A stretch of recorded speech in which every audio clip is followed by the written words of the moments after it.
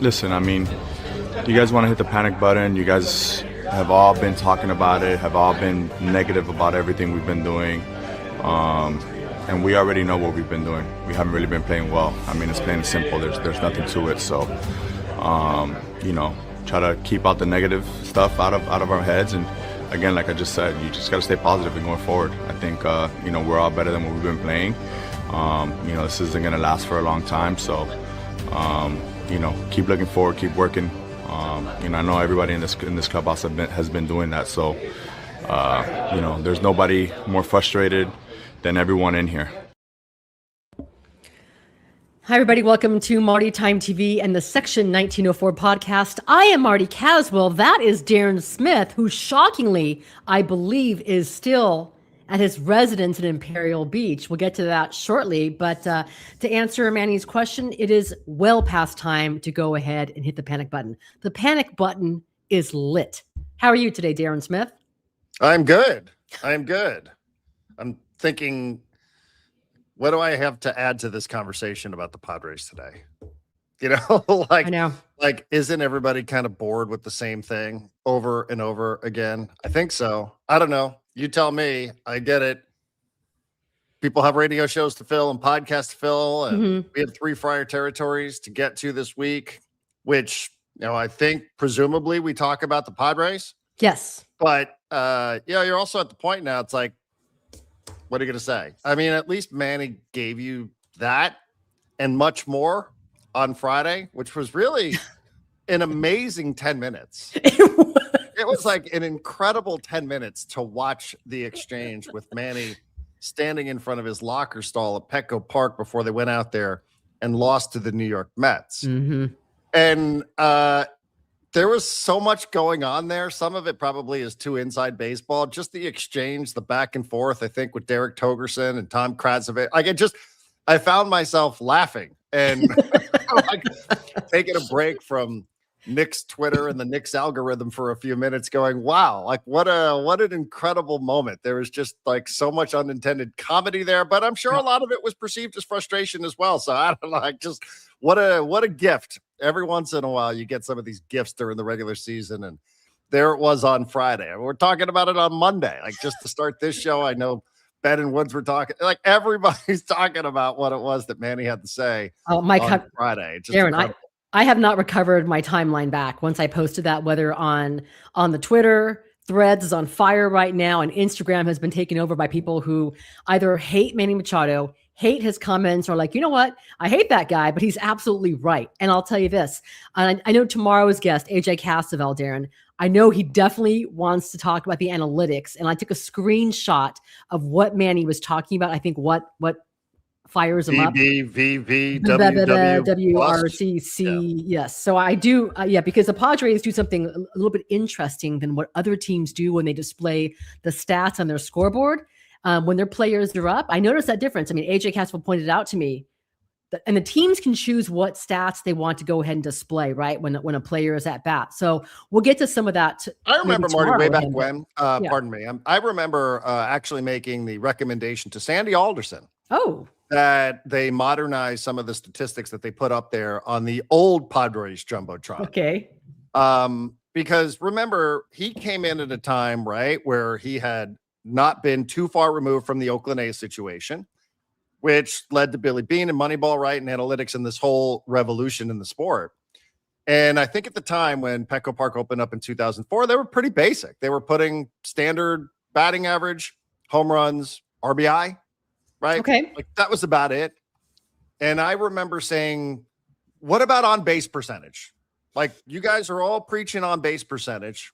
We know walking is a big part of what it is. I know it's Tony Gwynn's hometown. Batting average is always going to matter here differently than it will in other places. And you can still leave it up there. But what if you put on base percentage too, since it's such a big part of what you're searching for, your club identity? I don't remember if they did or didn't do that, but I do remember thinking we could modernize that. But now this pendulum has swung, forget it, quite far the other direction, right? Where it's BB, VV, WW plus, to the pitchers. Yeah. And by the way, can I just say this in some slight defense of Manny? Not that it's a great time to defend Manny Machado, who's batting 161 whatever. 9. What's he batting? 169. 169. Mm-hmm. I believe that Manny probably would say that if he was batting 369.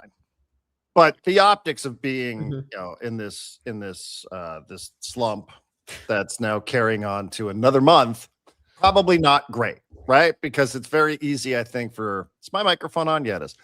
Very easy for somebody to go, hey, Manny, maybe it's time that you learn some of these new numbers. Maybe they can help you. I don't know exactly how. But I would be willing to bet if Manny was batting 369, he would probably have the same exact opinion. I'd agree. And we would go, yeah, okay, that's kind of funny, isn't it? Manny, see ball, hit ball. That's the way this guy is wired. But probably not great when every comment was like, hey, Manny, maybe you should listen to those stats. They could probably help you. Like it was just opened him up to so much more criticism, which I think was just, very, very easy to predict. But you're right. That was when you guys will ask, why do you guys keep talking to these players? Number one, that because you need to. That's why we're there, is to ask questions. And also because you never know what you're going to get. So that conversation, Darren, started with Nick Castellanos, with him talking about Nick Castellanos. And you and I spent a lot of time on this topic on Friar territory on Friday. And Manny said we were devastated. That this clubhouse was devastated by the news. Mm-hmm. And he said all the right things about, hey, we know maybe these guys are here because they can help us. Manny's saying the right things. The players in that clubhouse are saying the right things. But I'm again, especially after this weekend, I'm wondering, like, how many of them actually believe that? Like, what are we doing? Yeah. Is this kind of the beginning of the end? Like, what are we doing here? How can we say that we believe in this team and that we can turn this thing around and we're going for the playoffs when these are the guys? I mean, you look at the outfield yesterday, you're like, wow, what is this? It felt like a spring training game. It did. Well, Marty, I did not look at that outfield yesterday. You did not? What were you looking at? Columbia Jordan game. So, yeah, that was a lot of fun. Good. That was a lot of fun. Once everybody eventually got into the building inside of Snapdragon Stadium, it was a ton of fun. Colombian fans really showed out. We have a lot of Colombian friends, so we hung out with them yesterday. If you were going to party, it was a blast. Okay, I do want to we'll get to the World Cup shortly because that's kicking off this week. But if you were going to party with one group of fans and you can't pick USA, what country do you party with? Colombians. There you go. I mean, come on. They got the goods. Yeah. So, and their people are beautiful. Yeah. So anyhow, that was a lot of fun. So no, Marty, I did not look at that outfield yesterday. I couldn't even tell you who played in it. So I'm guessing Jackson Merrill was one of them. He's one of them. Yeah, and that's the guy you know. Okay. Jace Bowen. Yeah. Was Nando playing second yesterday? He was. I saw his toot playing. I was not at the game. I was at the game on Friday, right? So I was there Friday. I was not there Saturday. I had the final graduation party for the youngest Caswell, Coco Caswell, yesterday. Coco Caswell graduating 5th grade. So that was a lot of fun. So I was not there, but I could literally take the same comments. I mean, they lost the game, so it didn't matter, right? Freddie Fermin homered in 2 straight games. So good for Freddie Fermin. Where'd that come from? I know, who now has more home runs than Tatis, and it comes in back-to-back games. So who knows? That's good, but still, it just the Ferminator.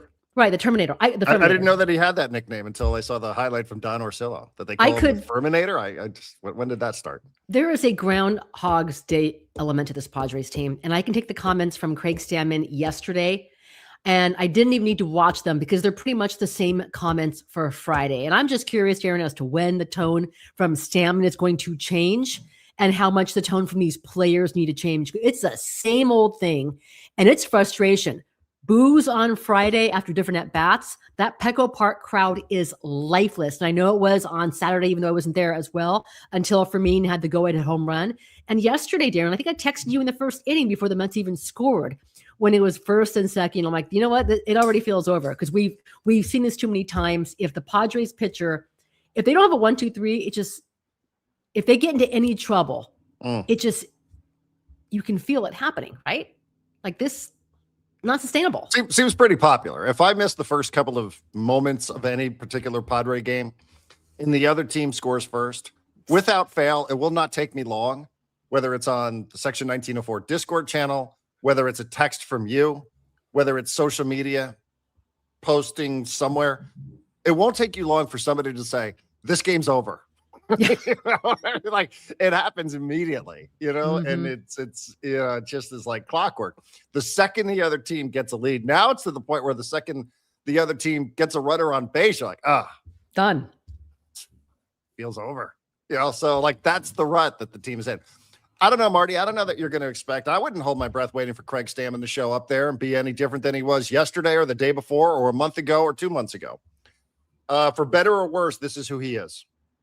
And I just don't think he's ever going to show up there and slam the table and go attack a reporter. Mm-hmm. You know what I mean? Like he's just not going to do that stuff. I just don't think that that's who he is, and I think that the Padres are probably aware of that. Yeah, which was part of the process of hiring him. So I don't have any expectation for it. I'm willing to be wrong about this, but I don't have any expectation that he's going to come in there and not be a similar version of, well, tomorrow it'll be better tomorrow. I believe these guys. They believe in us. We're working, right? Like these are the things that are said now every day. Yeah. Every day they're said. So that's what happens when you lose 11 out of 13. We're hearing this a lot.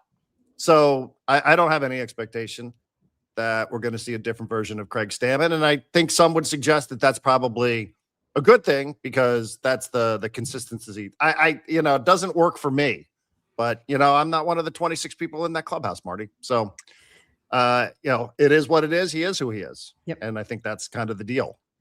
Do you? I would agree that he's even keeled. That's what they actually credited him for. He's the same guy all the time, always positive. Yeah. He's that way with us. He's that way with you guys. He's authentic. Mm-hmm. But I'm just, and listen, can we also remember too, like 6 months ago, I didn't even want this job. I know. What? Yeah, why not?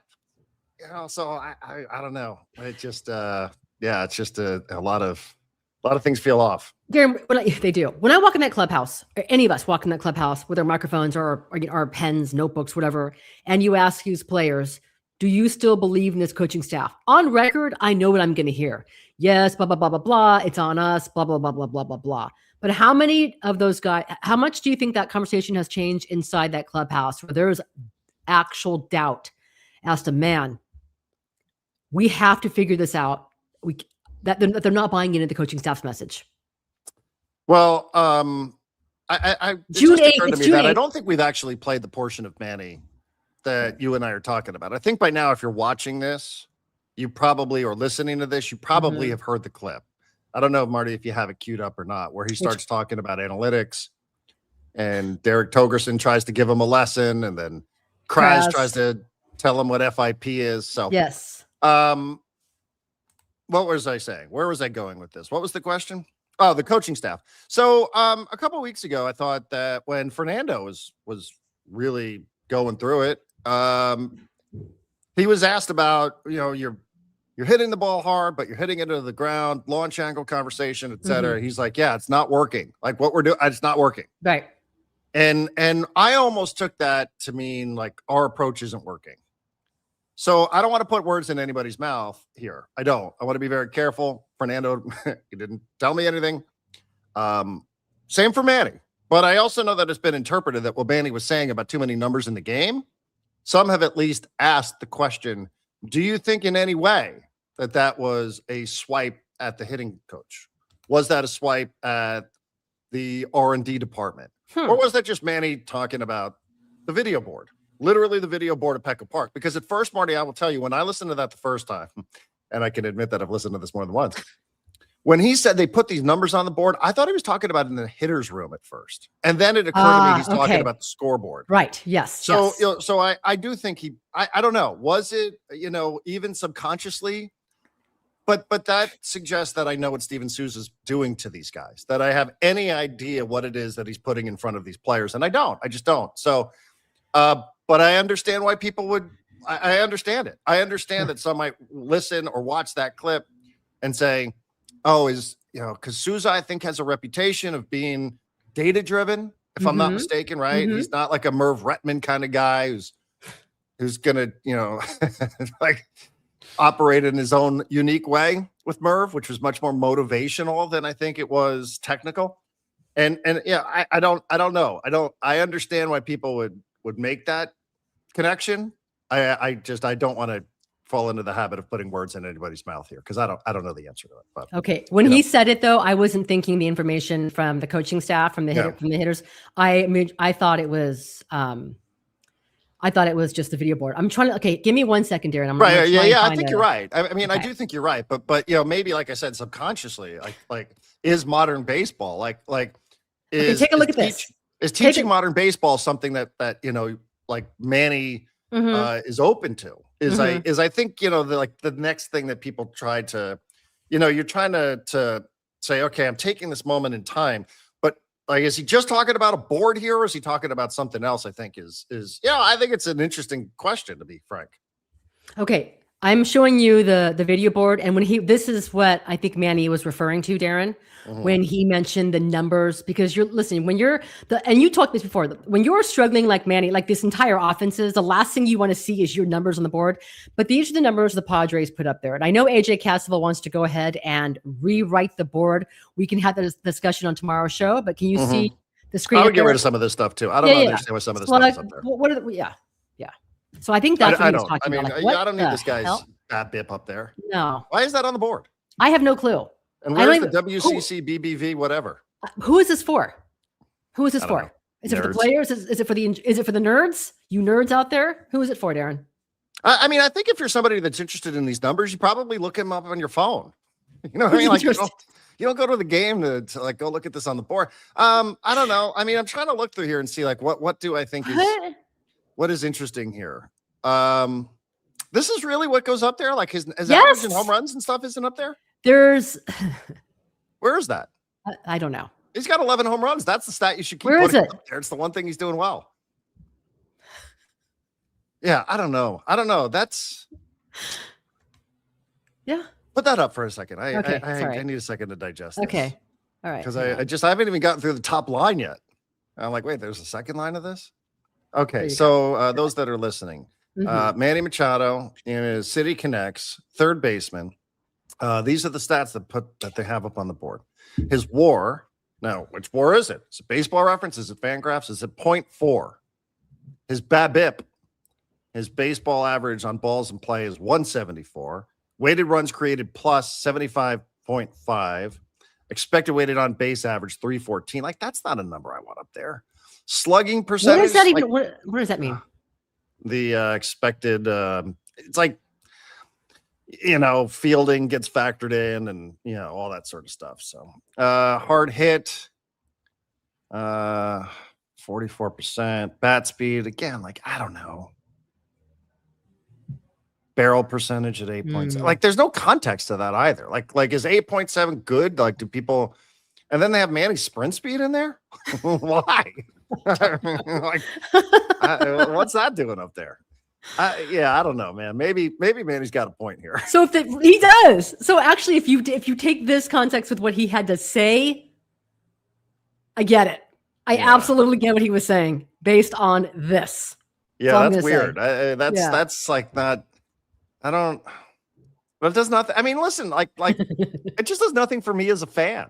You know what I mean? Like picture yourself. I'm in the stands. I have a beer. I've got something to eat. I'm like, I was wondering what his XW on base average is. You know what I mean? Like, go to Baseball Reference and do that on your own time. Like, it's a baseball game. Be social. Don't be a nerd your whole life. Yeah, I don't know. I didn't realize that it had gotten this dramatic. Yes. Yeah, this is what you're missing, like, Darren, when you're watching from the comfort of your couch with bad. a nice cold beer in your hand. You're missing that. Unless they show it on. I wonder how many broadcast. people are at Petco Park. Like, what is this shit? What is this? I never even look up at. I never really noticed that until AJ pointed it out. I'm usually, So what does AJ suggest? What numbers does AJ think we should put up there? We Because will he's like a discuss different breed of Oh nerd. yes, we'll discuss that with AJ tomorrow. Did you see I don't him on want to go ahead NBC and last get. night? I don't. No, I did not. What did he talk about? Baseball. Expected weighted on base average. Marty, it is it's a metric that measures a player's offensive value based solely on the quality of their contact and their plate discipline, No. completely removing the influence of luck and defensive positioning. Now, as Manny would say, why do we have this stat? I have that. If you want that conversation, I Yeah. do have it. It was amazing. It's one of my Why favorite. do we need this? Yeah, It's one of my favorite. We lost Castellanos and I his know. stats rude meme, but we've picked up some replacement memes from Manny. So thank you very much to Manny. Let me But ask you I don't this. know, man. Wait, He wait, might wait. have a little bit of a point. What is that shit doing up there? No clue. if we went up to Jace Bowen and we said, what does this stat mean to you? Do you think he would understand? He might. Like, do you think that those might. players, the younger, yes and no, because like there are some younger players in that clubhouse who are like, we understand what the definition of war is, but I don't know exactly. I know what it means, wins, but I don't know what it means. Like, how do you come up with that? Like, it doesn't really resonate. So Yeah. I do wonder when I'm thinking about the whole idea of Castellanos being out, even though I still think he could have been, I think he still could have been, a valuable piece to this Padres team. Maybe it's because you have certain people in the organization, Darren, who have a better chance of getting through to these players and the way they're being developed and the information that they're being given in the minors. Yeah. That's just my speculation. I think that's probably fair. Yeah, I mean, it goes back to something we talked about in the NBA, where the head coach of the Cleveland Cavaliers, despite his team being down 3-0 is like, well, we won 2 of these games analytically. It's like, yeah, I know what you're trying to say here, guy, but and I use a lot of data. I'm not Manny, like I'm not, a strap it on guy, but I use a lot of these in my role with SDFC, right? Because I'm not a former player and I can't talk about what it's like to go down there and kick a soccer ball. But, I can tell you a little bit about some of the things that we see that are happening, right? That I feel like are important. And this is why this is important. I don't know why any of that's important on the video board. So, I'm not so sure about any of this anymore. Couple questions. Can you interview Castellanos and get the real inside information? He will be honest. I would love to. I'm going to try and go ahead and do that. I know when we talked to Manny on Friday, he had not yet spoken to Nick. And I did ask Craig Stammen, like, if Castellanos was caught off guard, Darren, by being released? And I didn't ask specifically about why in Philly, but he did say that it was not a shock to him that this had been an ongoing conversation between the Padres and Castellanos. Like, right. He knew that, listen, that we're looking for a certain thing from you, and it has its own timetable. What was that thing? Not sure. I don't know, but I know he said before that the thing that upset him with the Phillies was a complete lack of communication. And so I think that Stammen said that they made it clear to communicate with him throughout the process that there are other guys that could be in the mix. Yeah, that's kind of the way it sounded when I heard Stammen on Friday. On Ben and Woods. He sort of made it sound like, yeah, it's a tough role. Yeah. Had a tough time adapting to it. Yeah. Going to go spend time with his kids. I was like, okay. So maybe there's a little something. Maybe this isn't just off with his head. Right. Maybe there's a little bit something more to it. But then, you have the opposite of that, which was Manny. It started seeming like he was blindsided by it. So Castellanos, not blindsided. Manny Machado, blindsided. Devastated. Mm-hmm. Yeah. Mm-hmm. So again, and you can understand that too, because I think, like we said last week on our Friday territory props, Manny was responsible in some capacity for this player coming here, right? Like, so both sides, to the player and probably to the team as well. So it probably, if you're Manny, how would it not feel like a little bit of a reflection on you? And that's the way I would feel if I recommended somebody. If you recommend somebody for a job and it doesn't work out. Then all of a sudden it's like, I don't know. A little bit on me there. Same age too. Same age. Are they? I wonder if he knows what VVDC is or whatever. I don't know, Marty. I don't know. If I were to poll guys in that clubhouse, the hitters, how many of them do you think would actually know? What, like weighted expected on base averages? Yeah, it would have a true understanding of it. I think younger players do. I think once players started realizing that their money was impacted by some of these statistics, they started paying a lot more attention to it, right? So the arbitration guys and guys that are coming up. A guy like Manny Machado, like these things did not even, we were just talking about it. Both you and I have covered this team long enough to remember what the board used to look like when they didn't even have on-base percentage up there. So, I think if you're of a certain age, if you're Manny's era, it's probably different because you've got your contract, you've got all your money. So that makes a lot of sense. Hold on, there's some sort of construction going on out there. I think younger players, though, by and large, from what I understand, they do know a lot more about this. So I'm not sure. So anyway, it's a lot about Manny and the offense, of course. I mean, Michael King is, again, three consecutive starts, and Base running is atrocious. not good. Atrocious. Relief pitching. And then today in the Athletic, Dennis Lin says, and the Padres are still going to be buyers. So you're like, all right.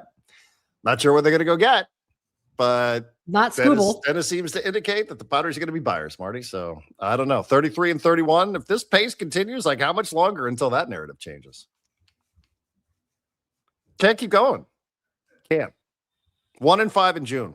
Outscored 26-14. Okay, this is my favorite question. I'm sorry. I'm getting distracted. Here's Cameron Rivers. The Padres reporters needed to ask the hard questions to the players. If you want this so-called franchise to win, then the reporters need to hold the players to a higher standard. All right. Ask the harder questions. What's wrong with this team? I mean, the Manny literally lectured everybody in the beginning of that session. Yeah. By telling them how negative they are. Right.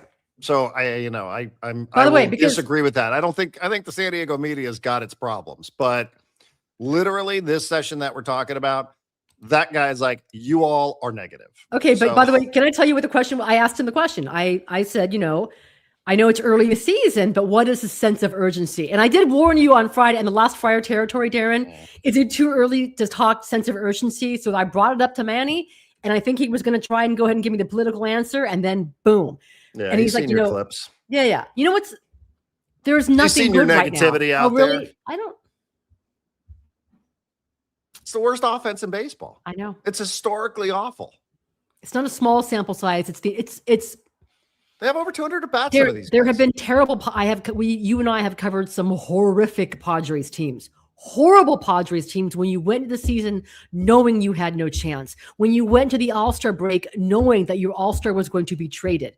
There has never been an offense as bad as this one, ever. And that to me is mind-boggling. Now, if you're the Padres and the Padres fans and you're looking for comfort, you can probably look at a team like the Cubs, who have star players up and down that lineup, Darren, and they cannot figure it out. They've gone on multiple 10-game winning streaks as well as a 10-game losing streak. It's not a problem that's common to only the Padres, but again, like Dennis Lin pointed out, I know we'll discuss that later on as well. It's magnified because of their window. I think this is I really think this year is it for a good portion of the players in that clubhouse. I really do. Including, what are you going to do? I don't know what you do. That's why if you're AJ, you're kind of like balls to the walls, or is it balls to the way? Wait, I have it backwards. You have to go all out. Yes, balls to the wall. You have to go all out at the deadline. You know what that phrase means, by the way? Balls to the wall. Tell me, Darren. It doesn't mean what some people might think it does. Okay, you go all out. Yeah. No? Well, there is that phrase. There is balls out. That's exactly what it sounds like. But balls to the wall is, I think it's an aviation term. Oh, okay. For fighter pilots, because the whatever the mechanism is that gives you more thrust has a ball on the top, and you put it to the wall if you want to increase your speed.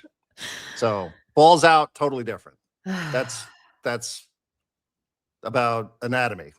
Balls to the wall, though, that's aviation, from what I understand. Okay. Should have been Albert Pujols. Listen, this keeps coming up, and sorry, but I don't know that it would be better. I just think that the offense would not be DFL in every category. I don't know if they'd have more wins or not. Maybe he makes a mess of the pitching. I don't think so with Ruben Niebla there myself. But does Darren, would Albert Pujols make an impact on the Padres base running? If I'm gonna say no, I don't know. I mean, maybe for fear of having to go back into the dugout and have him look at you and go, "What the fuck are you doing?"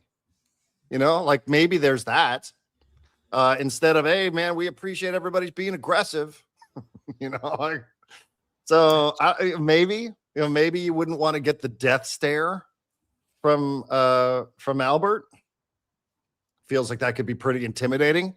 You and I have both interviewed him, so I don't. What are you supposed to say? It's hard to explain. It's hard to. Okay. It's hard to understand. It's I'm impossible. Sorry. You keep putting all these quotes up here on the screen. There's a lot, man. Padres fans have a lot. They just need to vent right now. We've talked about all of this. Their numbers against fastballs down.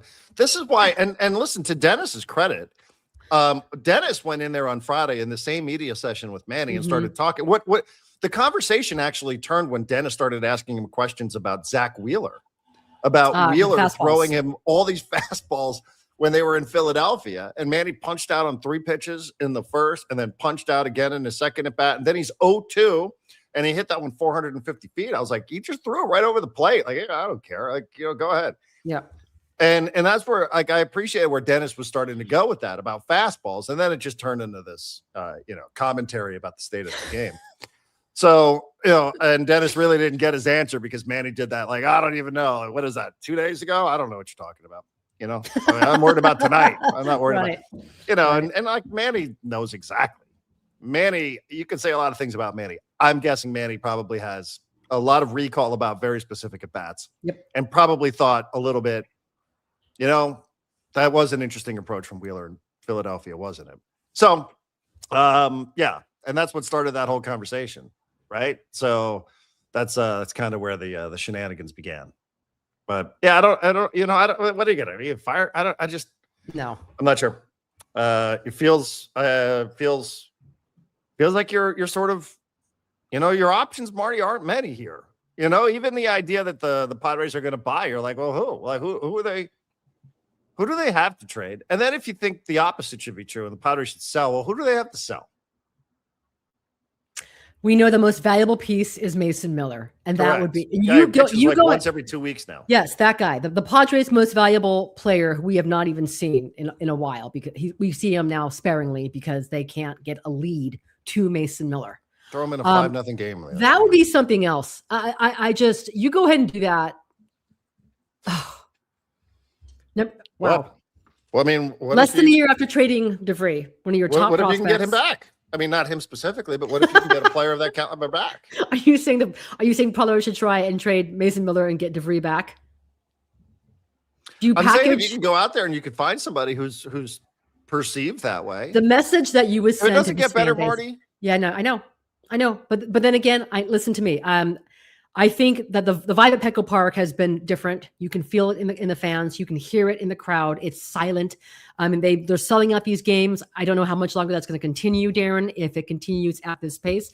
But when you're expecting 3 million plus again for like the 4th straight year, and you've capped season tickets, for you to go fire sale mode. And again, it's not because you're looking to cut costs. It's because you need prospects and you're going nowhere. The message it was sending this fan base, wow. But you have to be realistic too. So that's the thing. Like we will trade away a lot of these pieces when we feel like we have a legitimate chance to win. Right. Do you think deep down they feel like they have a legitimate chance? No. I don't know. No. Do they think every day, like Craig Stammen puts out there in front of cameras and microphones, like 100 to go, gonna be better tomorrow. Got to turn it around. Yep. Back of the baseball card. Oh, how many times? How many times? I don't know if you have that luxury. No. How many times can you say that? Okay. I do want to go ahead and get to your Knicks game 3 Knicks. I can't believe you're actually in San Diego. Marty, do you think I want to be anywhere near that place tonight? You know what? Never mind. There's a lot going on. They actually canceled the fan watch party outside Madison Square Garden of streets that are closed. Oh yeah, in Manhattan. Oh yeah, I mean, insane. That's like, when you've heard Knicks fans moan about their owner for all these years, this is like one more. The owner just couldn't help himself and just had to extend the invitation. Yeah. The president didn't have to take it, but what do we expect him to do? So it's just made it very unenjoyable. Mark 5446, to answer your question, they're not going to address it at the media. Ownership, you're talking about the new ownership, Quanza Jones, and Jose Feliciano, they're not going to address it until the sale is complete. And if you read what The Athletic reported last week, it could be sometime this summer, we hope. John Seiler has pretty much, the last time he addressed the media was going to be was past spring training, Darren. And I can't imagine he's going to do it again because the team is being sold. So I don't know why he would address the media right now. So we're waiting till at least summer, but I would think that AJ Preller should address drafts around corners, so maybe he's out scouting or maybe watching the Knicks, but I know we're hammering Stammen every single day with the same questions. I do think that AJ Preller should address what's going on with the organization, the dreaded, the vote of confidence for Stammen, the coaching staff, and whatnot, and how aggressive the Padres will be. So hopefully Preller does talk soon. Aaron, go ahead. Knicks, World Cup, a lot going on. Lots going on. A lot going on. You're staying away from the mess in New York. Sweep. Did you even bother? It's kind of a bummer. I will admit, like, it's kind of a bummer that they have this amazing vibe for this thing that, you know, might happen once in everybody's lifetime. Mm-hmm. And, you know, now, like, you've just completely switched the whole vibe around. So, you know, it just is. Yes, I've been looking at flights. I actually learned this past weekend that there's a Knicks bar in San Diego. I had no idea. Oh, where? Liberty Station. Really? Yeah. Oh, that's okay. Yeah. So thinking about that for a little later on today, I guess. I don't know. Still monitoring some flights. I don't know. Is this like, does this change the vibe? I wish I had an answer for it. Like, I keep thinking, where are they going to sit the president? You're going to put him on the court? Or are they going to put him up in a suite somewhere? I think you got to put him in a suite, don't you? Right? I think you got to put him up in a suite somewhere. Yeah. So, you know, the whole thing looks like, and there's just a perimeter. I don't know if you've seen any of these pictures today. Like, it's just changed. The Knicks group chat is very concerned that this is just like, that this is like, he's a mush. You know what a mush is? He's a guy who's coming in and he's just going to completely turn everything around. And, man, wouldn't that be something? So, I don't know. It just, it's not great. But if they win, then we can move on to game number 4. I mean, it's unbelievable what they're doing. And I know not everybody will fully appreciate geographically, like shutting down 5 blocks from 30th to 35th, from 6th to 8th. I mean, it's just an enormous undertaking so that the president of the United States can go and attend a basketball game. Like, it's and part of what has made this so much fun, Marty, even from afar, and for somebody who I'm guessing is not a Knicks fan, is watching all these fans outside of the building. You know, like, now they're gonna have watch parties in Central Park and Bryant Park and other places. So, you know, you'll get plenty of that. But like, the juice was in being around the building because people have been completely priced out. Right. Nobody can get in there. No, I've seen those lines for the watch party. It's ridiculous. The watch parties. It's insane. Yeah. So, by the way, how many times? I feel good about it from like a basketball standpoint. But my heart will not start unhealthy palpitations until there's a closeout game, because that was the agony of 1994, was being up 3-2, and then you lose game 6, and then you lose game 7, and your favorite player goes 2 for 18 in that game 7 and 0 for 11 from 3-point range. So that's the emotional scarring that we're trying to heal here. But yes, like, they win tonight, or they have another elimination game, then I think it becomes like, oh man, this is real. So I don't know. We might go try out the Liberty Station place a little later. Go do it. That's fun. That's fun. And then and then if it ends up going back to San Antonio, there's a flight for Saturday, and there's opportunities there. Maybe a parade. I know you're a big fan of the parade. We also have World Cup coming up this weekend. And I have a schedule here for appearances for World Cup that I just got. 6 o'clock on Friday, right? Oh, you are? Yeah. Starts Thursday, Marty. Thursday at 12 noon, I think, Mexico, South Korea. So that's the first match of the World Cup. By the way, we need to line up Azteca in Mexico City looks amazing. We need to line up E. Gomez. I know he's going to be a very, very busy man, but we need to line him up for Marty time in the Section 1904 podcast ASAP. Darren, I know you mentioned that you've seen that Manny clip a ton of times on analytics. How many times have you watched the clip of the Knicks fan? My mayor is Muslim. My bagel is Jewish. Yeah. My Christian's Dior. Nixon for. That is phenomenal. Phenomenal. There's so many like funny things that are coming out. I mean, that's like a Kalshi ad, I guess. Okay. But even still, people are like, yeah, it's good. They've turned that into a hat. I see people are selling those hats. So, it's great. I mean, it's really cool to see, like, this fan base. Again, like, the owner just can't help himself.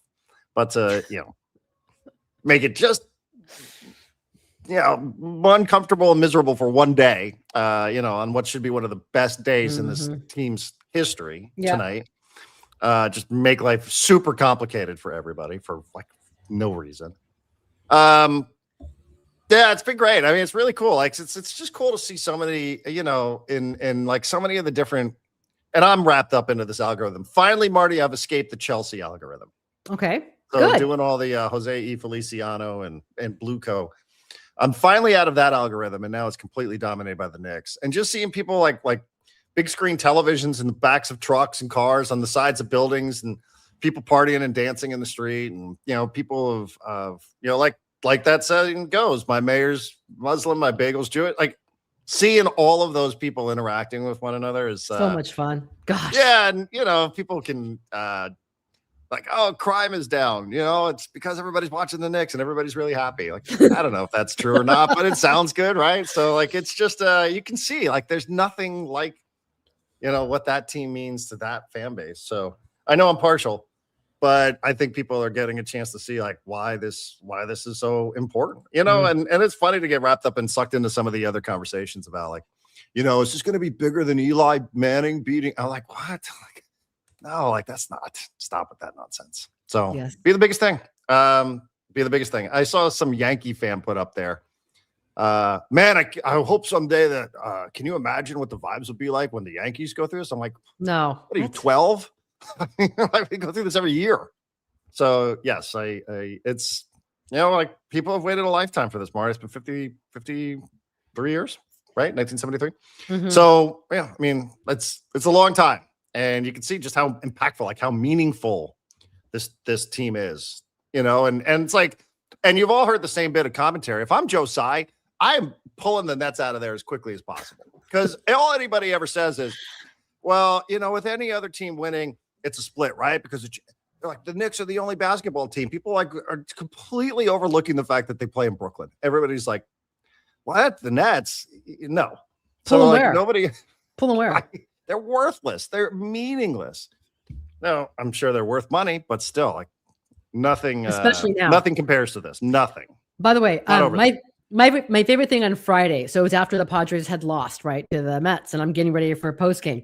I'm in the elevator, and one of the Mets beat writers said, I just filed I just wrote my game story. I'm told not to file it because they said don't bother because of the Knicks. So Mets fans, sorry. No Juan coverage. Soto could have walked to first base every at bat, and Mets nobody would have given it a shit. No, Mets rookie had 5 hits yesterday. Who? What happened? Box score. Box score, baby. No. Yeah, I mean the building is going to be.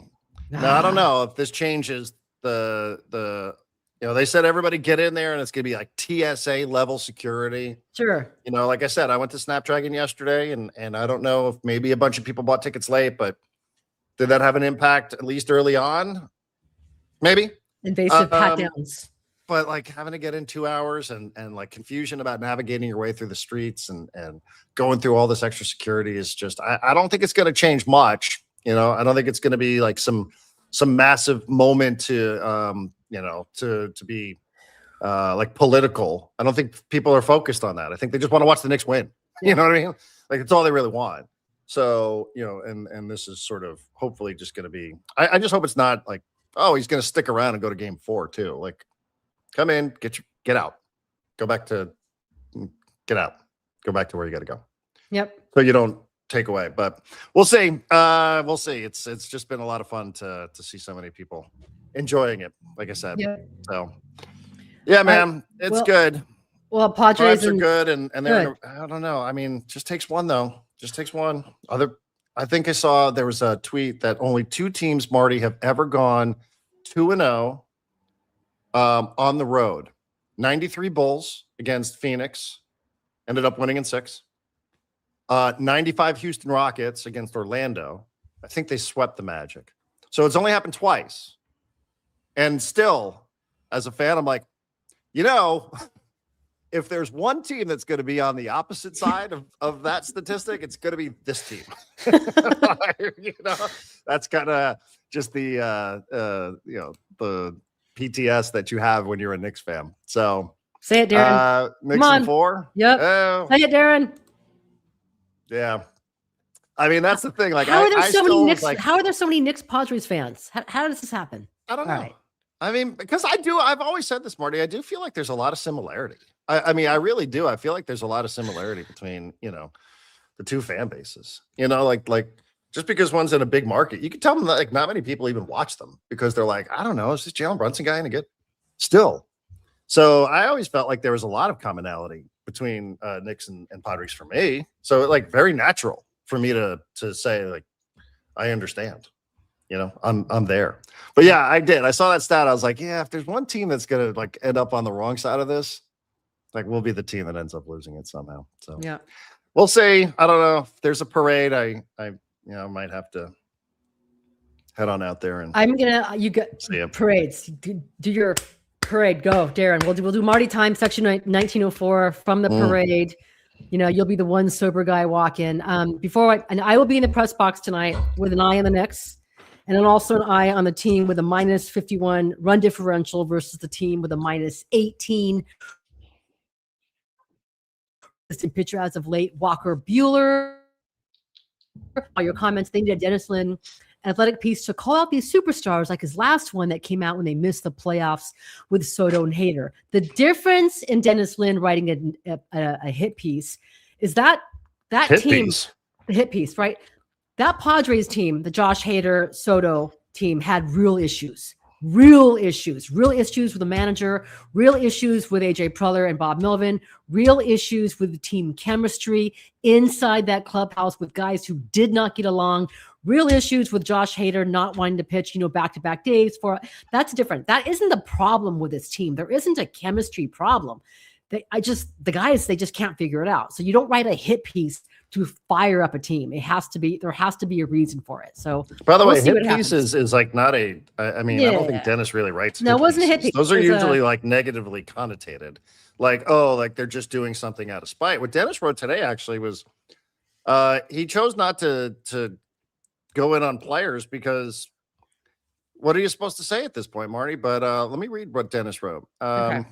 Somehow after 11 losses in the past 13 games, they said yet somehow, after 11 losses in the last 13 games, they set a half a game outside the NL wildcard picture. Yeah. With the August 3rd trade deadline less than 2 months away, a pot-committed club figures to buy, not sell. Outside of the trade market, president of baseball operations A.J. Preller has only so many options. Last week, the Padres lost Ramón Laureano to likely season-ending surgery, released Nick Castellanos, and promoted unheralded outfielders Jace Bowen and Samad Taylor from a farm system that contains little big league ready talent. Craig Stammen, the Padres rookie manager, and Steven Souza Jr., Stammen's rookie hitting coach, have overseen a disastrous offense. But since 2015, Preller has already moved on from 6 managers and 8 lead hitting instructors. Even if he's contemplating a potential change to the coaching staff, his hiring history does not inspire much confidence. It's pretty good. Yeah. It's pretty well written there from Dennis. I think it's, you have to say it's fair. You do have to. I don't know that you would object to that, but yeah. So I don't know. Hit piece though. I mean, no, that wasn't a hit piece. There's only so it much was you not can a do. hit piece. I know. No. Again, the Padres, and I see all your comments asking the Padres to sign Elias Diaz. Think of what took the brunt of the most consternation from Padres fans, and that was the production from Martin Maldonado and Elias Diaz. It's gotten so bad now that the Padres fans want Diaz back. That's where we're at with the 2026 Padres. We'll see. Did you? Here in the Ramón Laureano news, I don't think we've discussed that. But yeah, that came out on Friday. Brutal. Yeah, that's another one too, where you're also like the timing on Castellanos was interesting because then you're announcing Ramón Laureano's probably done for the year. Yeah. So and here comes Jace Bowen and they made that move knowing the Padres made that move with Castellanos knowing because he alerted them, I think, in Washington. They knew he was going to have surgery. They knew he was done. And they still made that move with Castellanos with these two. The only thing I can think of is there a move coming? I mean, there has to be. I hope so. Baseball Reference gives them a 28% chance of making the playoffs. How does that feel? Does that feel good? Is that about right? Would you say a 1-in-4 shot right now based on what we've watched? That's about right. Yeah. Here's the goal, Darren. Can they play 500? I'm not asking for 500 baseball until the All-Star break. How about that? And then you go all in.